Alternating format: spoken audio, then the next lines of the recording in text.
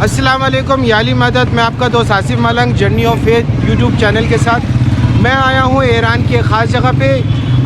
रावी ने लिखा, यानी कि रावी वो होता है जिसने देखा या जिसने सीना में सीना लोगों से सुना और वो तारीख़ लिखता है। तो मैं यहाँ पे एक जगह है हदीस गुरबत के नाम से, जो हज़रत अली के ज़माने में उनके घर का और सारा जो तारीख़ होती है, जो उनके घर का माहौल था, घर कैसे होते थे उस ज़माने में। ये लोग ईरानी इन तारीख़ों को जो है अक्सबंदी के हिसाब से बनाते हैं और बहुत मेहनत करते हैं और 3 दिन के लिए ये जगह बनाते हैं। यहाँ पे आने के बाद आपकी रूह तरोताज़ा हो जाती है और आपको ऐसा लगता है कि आप उसी ज़माने में, और हज़रत अली के घर दिखाते हैं। तंदूर होता है, बीबी फातिमा ज़हरा अलैहिस्सलाम का सारी वो जगहें दिखाते हैं। बहुत सारी चीज़ें होती हैं। ये जगहें आप बहुत फ़ील करके देखेंगे तो आपको बहुत अच्छा लगेगा और आपको ऐसा लगेगा कि उस ज़माने की तारीख़, उस ज़माने का कल्चर जो है वो आपके सामने आएगा। तो हम चलते हैं, छोटे छोटे क्लिप आपको दिखाते हैं और क्लिप में जो है आपको मेमोरी में जो है आपको पता लगता जाएगा कि ये जगह क्या है, ये जगह क्यों बनाई गई है।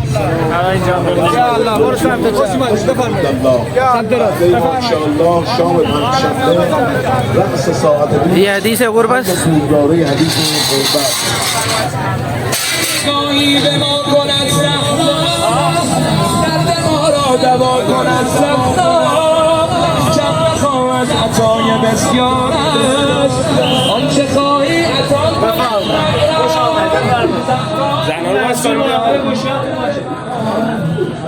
हदीस गुरबत में दाखिल हुए हैं अभी। बीबी फातिमा सलामुल्लाह अलैह के आयाम के सिलसिले में ईरानियों ने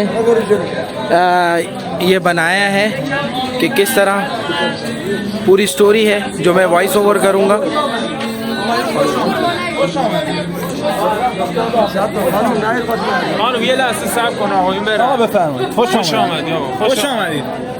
یه مقدار سریع‌تر بفرمایید. خانم‌ها دارن میان داخل. آقا خانم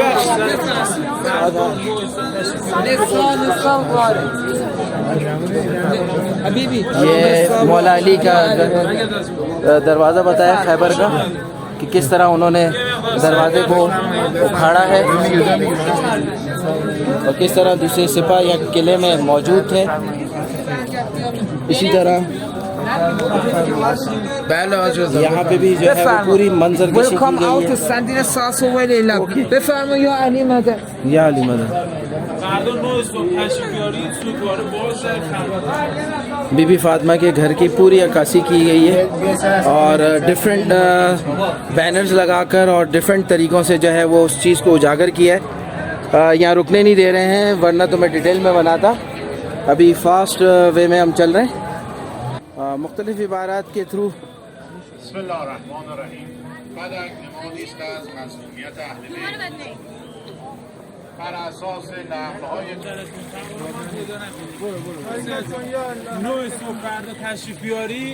अस्सलाम वालेकुम।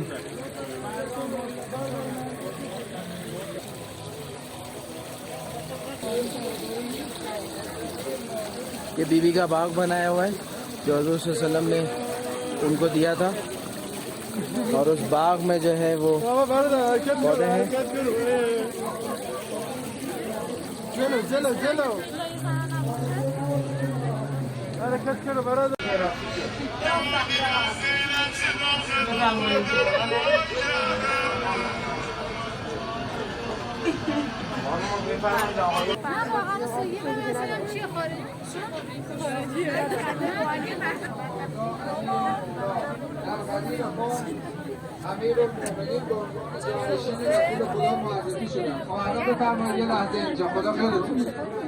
اونجا میرید با آقایون برخورد میکنید، خودتون اذیت میشید. تشریف بیارید اینجا. من کنت مولا فهذا علی مولا. در قدیر خم مولا علی به عنوان جانشین پیامبر معرفی شدند. همین سمت چپتون خارج بشید. خدا خیرتون. خواهران گرامی، برادرای عزیز دارن میان داخل، بفرمایید که اذیت نشید. خدا خیرتون بده. خوش آمدید، بفرمایید.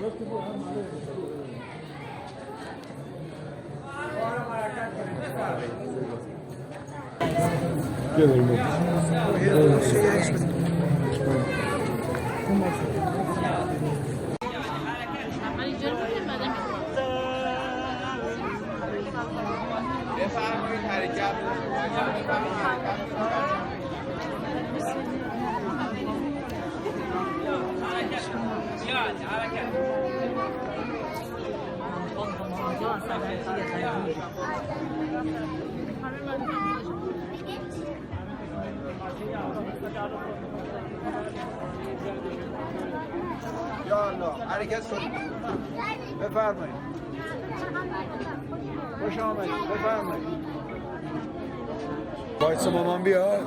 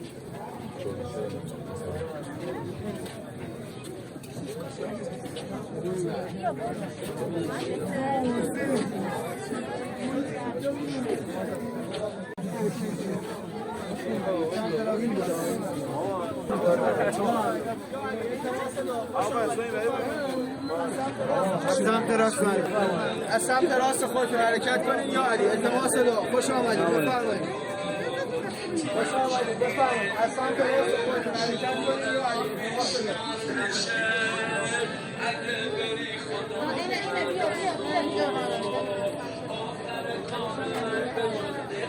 बहुत खूबसूरत सी इन्होंने किया हुआ है और पुराने तरीके से बनाया हुआ है।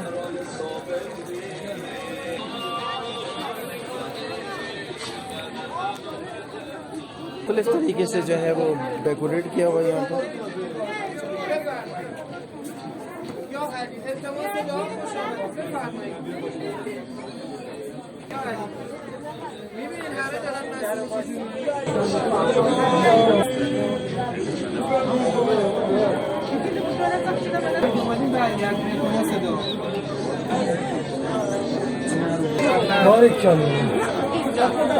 और ये मस्जिद नबवी बताई हुई है कि यहाँ पे ज़ाहिर नमाज का सिस्टम और वो मिंबर है हजूर का बनाया हुआ इन्होंने। ये मिंबर है मस्जिद नबवी क्योंकि वो पहली मस्जिद थी इस्लाम की जो दरख्त की छाल से जो खजूर की पत्ते होते हैं उनसे टहनियों से और सतूनों से बनाई गई थी। ये वही बिल्कुल वैसी डिज़ाइन की हुई है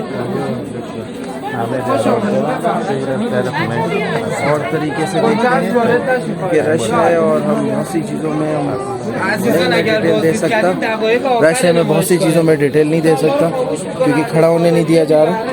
ज़ाहिर है लोगों का एक बड़ा लोगों का क्राउड जो है वो पीछे आ रहा है। ये मस्जिद नबवी है उसकी मंजरकशी की हुई है।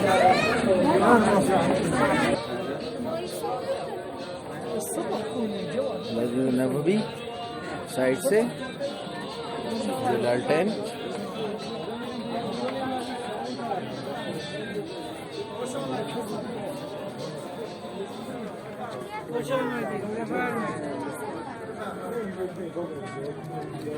بفرمایید خوش آمدید خوش آمدید بفرمایید بفرمایید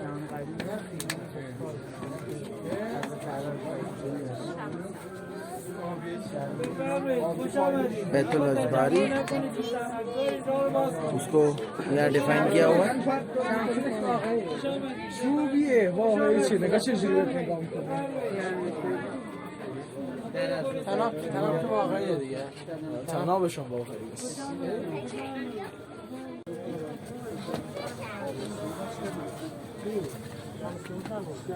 बीवी के बारे में डिफरेंट कोट्स लिखे हुए थे और पुराने 1400 साल पुरानी अक्कासी यहाँ की हुई है। और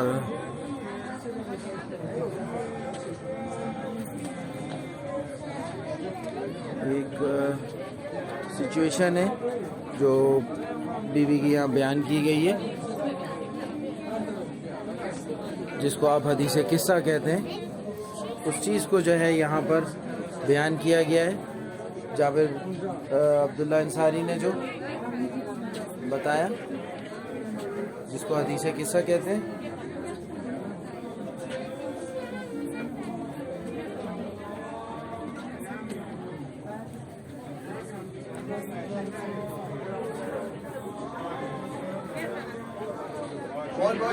ये एक और सिचुएशन।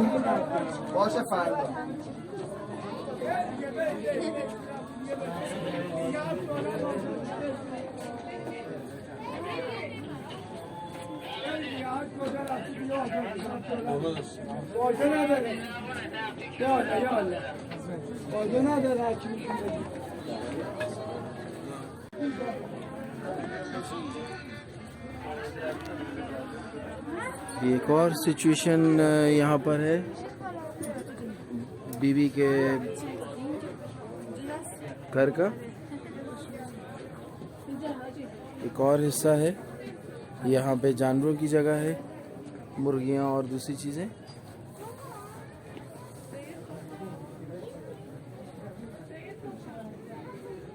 और वाकई रेल में मुर्गियाँ रखी हुई हैं।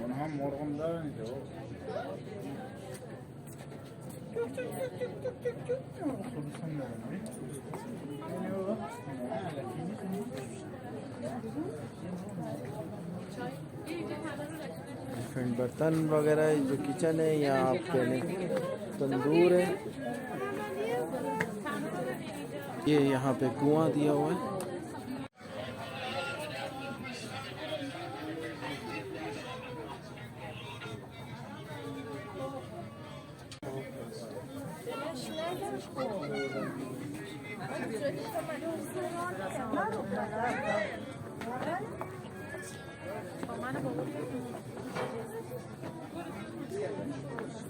ये है किचन।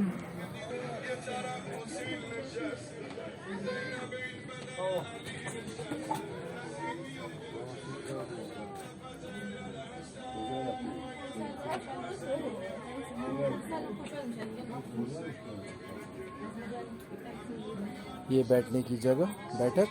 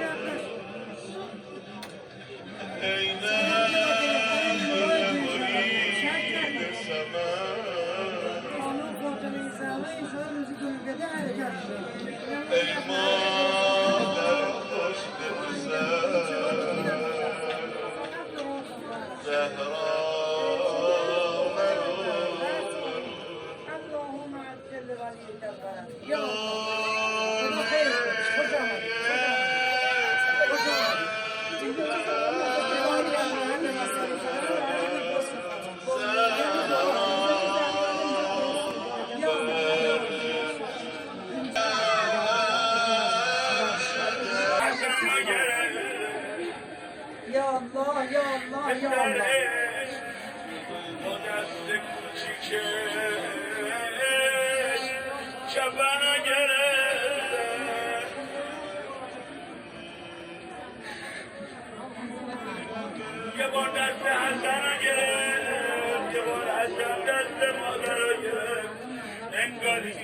خودش هنوز دسته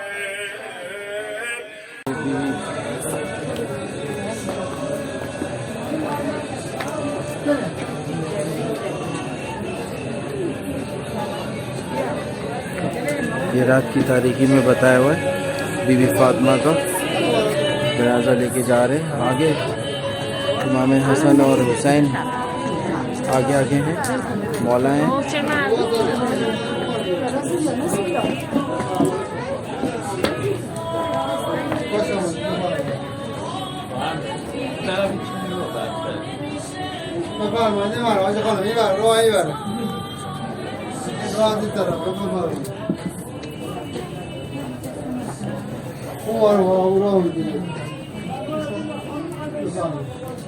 दिखाए इमाम हसन है और इमाम हुसैन दिखाए बीबी के जनाजे के आगे आगे जाते हुए, और बहुत खूबसूरत तरीके से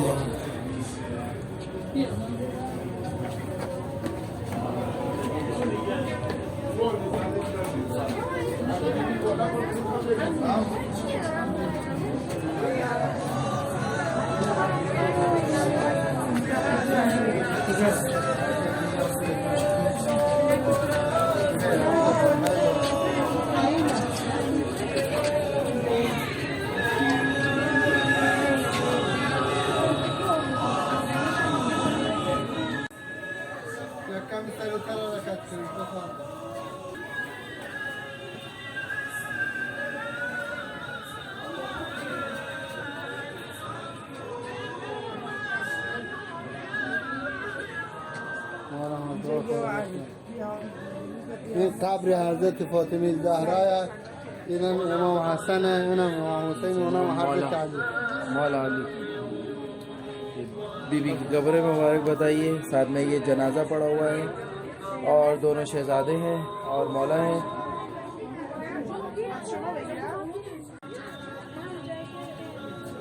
بفرمایید، خوش آمدید. هر چی بخواید.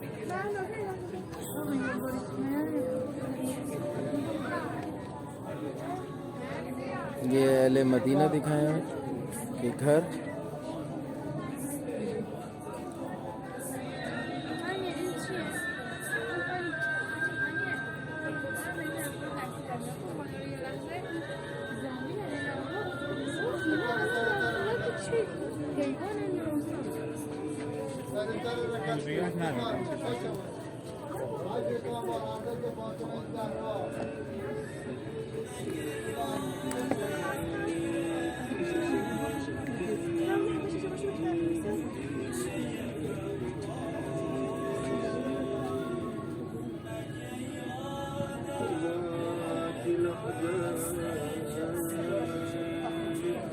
जब हुजूर सल्लल्लाहु अलैहि वसल्लम इस दुनिया से पर्दा कर गए तो बीबी किस तरह शोक में बैठी हुई थी और उनके दोनों शहजादे किस तरह थे, ये वो मंज़र दिखाया हुआ है।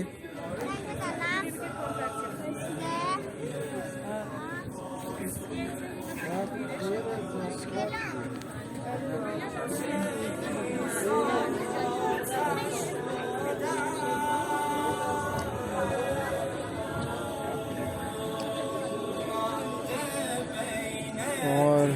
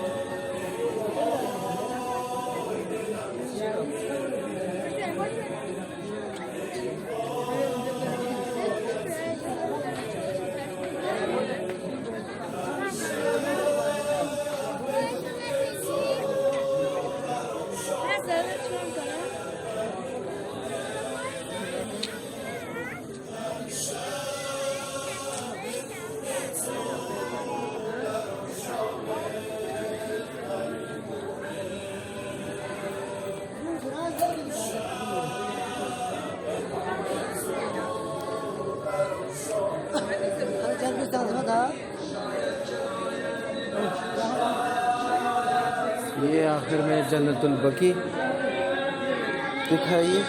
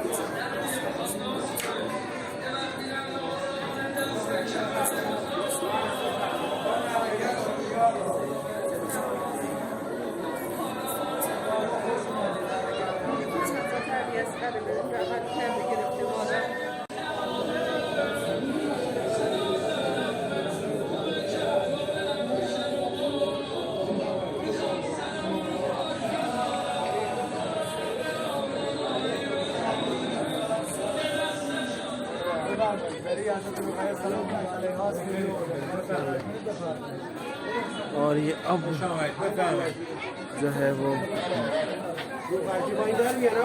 बीबी की तुरबत का ये बताया है।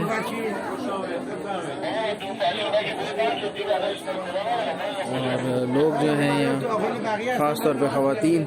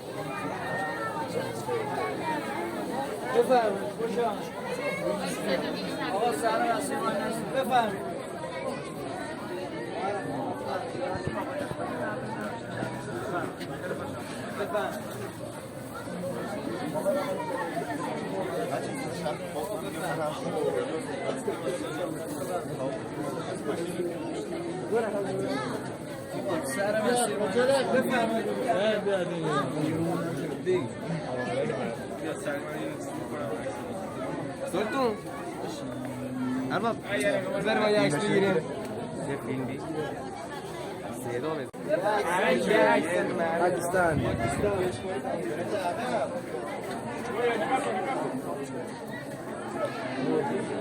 बनाया हुआ है, लोग यहाँ नमाज भी पढ़ेंगे।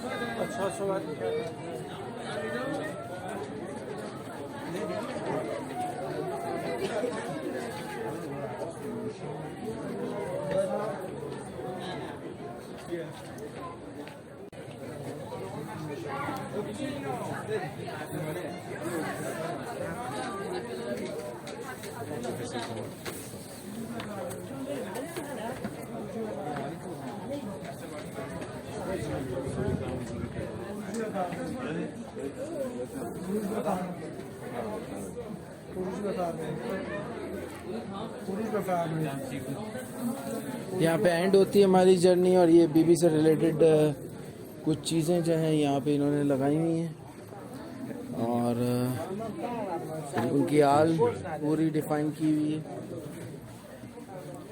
लास्ट टाइम हम आए थे तो यहाँ एक शॉप भी थी और वो सेल भी कर रहे थे और अभी भी कर रहे हैं।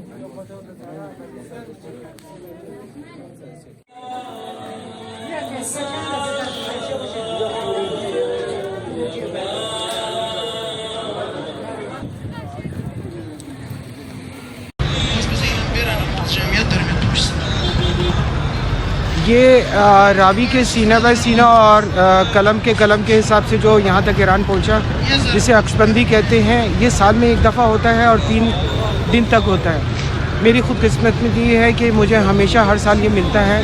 इससे आपकी रूह बहुत ताज़ा हो जाती है, वो वक्त ताज़ा हो जाता है। आप पढ़ते हो और जब देखते हो तो बहुत अच्छा महसूस होता है। आपने देखा, आपको कैसा लगा, मुझे कमेंट ज़रूर देना। मैं आपका दोस्त आसिफ मलंग, journey of faith YouTube channel. हमारे साथ रहें, सब्सक्राइब करें, लाइक का बटन दबाएं, लोगों को शेयर करें और हमें अपनी राय ज़रूर बताएं कि हम काम और मज़ीद कितना अच्छा कर सकें और क्या आपके बारे में बता सकें, अपने बारे में क्या बता सकें, ईरान, इराक़, शाम, इन जगहों के बारे में, इमामज़ादों के बारे में, कलंदरों के बारे में और वलियों के बारे में। जहाँ जहाँ जाऊँगा आपको साथ लेके जाऊँगा, बस आप हमारे साथ रहें। अस्सलाम वालेकुम यानी فاطمه خرندی بستگانتون منتظرم.